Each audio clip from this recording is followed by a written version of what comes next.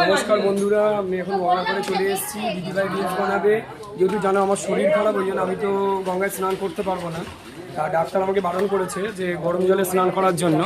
আর দিদিভাই এখন রিলস বানাবে, তারপরে কটা ভিডিও করবে, তারপরে ব্লগ করব, ওই জন্য দিদিভাইকে চান করতে নিয়ে এসেছি।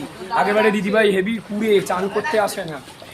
দেখো পেছনে যেও না বেশি, এত জল দেখো না, প্রচুর পরিমাণে জল দেখেছো, প্রচুর জল। দেখো দেখে বলতে পারছি না কেমন লাগছে জলটা। দেখো গঙ্গার জল এতটা চলে এসেছে, ভাবতে পারছো কোথায় গঙ্গার জল চলে এসেছে। দেখো দেখো, এটা হচ্ছে ঠাকুরের মন্দির আমাদের গঙ্গার ঘাটে।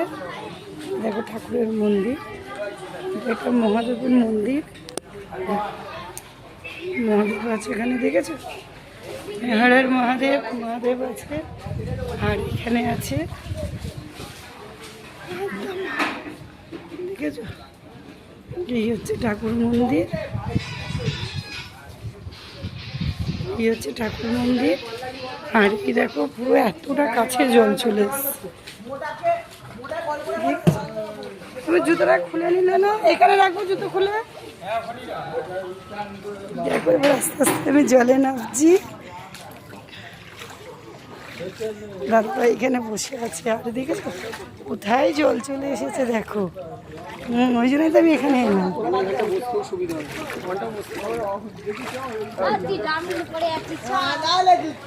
এই দেখো হাঁসগুলো কি সুন্দর বসে আছে, দেখেছো। ওই দেখো, ওই দেখো গঙ্গার পাড়টা কত কাছে, দেখেছো। দেখো রাজু, জুম করলাম, পুরো মনে হচ্ছে এতে চলে এসছে। দেখো